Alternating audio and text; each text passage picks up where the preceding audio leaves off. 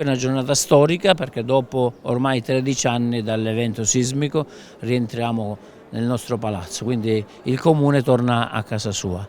È una cosa meravigliosa, io ho fatto solo, noi giunta abbiamo fatto solo la parte finale, quindi c'è stato tutto un lavoro dietro, quindi grazie soprattutto a cominciare dai collaboratori, agli ufficio tecnico che ha lavorato tantissimo, siamo riusciti ad arrivare a questo evento storico. Quindi, che dire, grazie, è già operativo da qualche giorno, da lunedì siamo entrati fisicamente nel palazzo, abbiamo varcato questa soglia meravigliosa, quindi è emozionante questo. Quando un edificio così importante viene riconsegnato alla propria comunità è un fatto di grandissima rilevanza. Mi piace evidenziare e sottolineare che ancora una volta abbiamo la dimostrazione che sono arrivati tutti i fondi dallo Stato per garantire la ricostruzione post-terremoto. Non era un fatto scontato perché in altre zone d'Italia purtroppo vediamo che le cose non sono andate come qui da noi. Viceversa, grazie alla battaglia portata avanti subito dopo il sisma negli anni 14 e 15 dalle comunità locali, dai sindaci, dai parlamentari che allora rappresentavano il territorio, tra i quali, come dire, c'ero io, ebbene grazie a quelle battaglie abbiamo ottenuto tutti i fondi per cui gradualmente si sta completando la ricostruzione. Questo è un fatto estremamente importante, va sottolineata la gestione oculata da parte della struttura commissariale della Regione, però non è assolutamente impossibile dimenticare il fatto che è stato lo Stato italiano che almeno in questa circostanza ha funzionato benissimo e ha dotato tutti i territori colpiti dal sisma dei fondi necessari per la ricostruzione. Quindi una giornata davvero molto bella.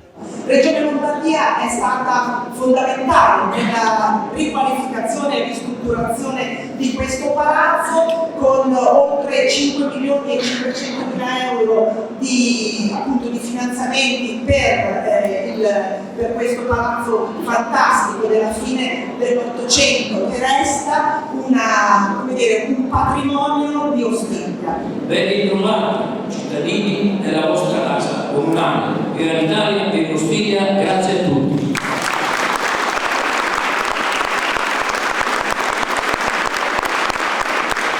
Benedici noi e benedici quest'opera frutto delle mani dell'uomo. Fa che riconoscendo in te il sommo bene instauriamo rapporti di amicizia e di fraternità per Cristo nostro Signore. E la benedizione di Dio Onnipotente, Padre, Figlio e Spirito Santo, scenda su di voi e con voi rimanga sempre. Questa avventura del restauro e del consolidamento con miglioramento sismico del Palazzo Municipale Palazzo Bonazzi è iniziata nel 2021, a marzo del 2021. Dopo una progettazione importante durata un paio d'anni, dove all'interno della quale sono stati inseriti tutti i miglioramenti sismici e tutta la parte di restauro per quanto è stato possibile. Ha attraversato autorizzazioni con la soprintendenza, l'autorizzazione e il finanziamento della struttura commissariale regionale che ha finanziato tutto l'intervento. A marzo del 2024 finalmente abbiamo ultimato i lavori. Il risultato è stato, secondo me e secondo chiaramente anche tutta la parte politica precedente e attuale che ha voluto fortemente l'intervento, importante, un importante risultato e anche di una certa caratterizzazione, in quanto ha mantenuto invariate le caratteristiche del fabbricato, quindi abbiamo salvaguardato la storia, abbiamo salvaguardato quello che erano le distribuzioni, rispettando sempre il manufatto nella sua totalità, perché questo era lo scopo del progetto, ma anche lo scopo della tutela dei beni. Abbiamo riportato un palazzo alla vita dei cittadini e abbiamo dato garanzia del futuro anche in tutti i servizi. Tutti gli uffici sono stati riportati più o meno nelle loro posizioni originali, con qualche aggiustamento e miglioramento chiaramente distributivo e funzionale, ma hanno raggiunto finalmente la loro sede originaria. Oggi è una giornata molto importante perché si svolge questa inaugurazione e ricordiamo quindi la conclusione di importanti lavori di ristrutturazione della casa municipale, la casa di tutti i cittadini, nella quale si dibatte per il bene comune e per migliorare tutti i giorni la vita delle persone.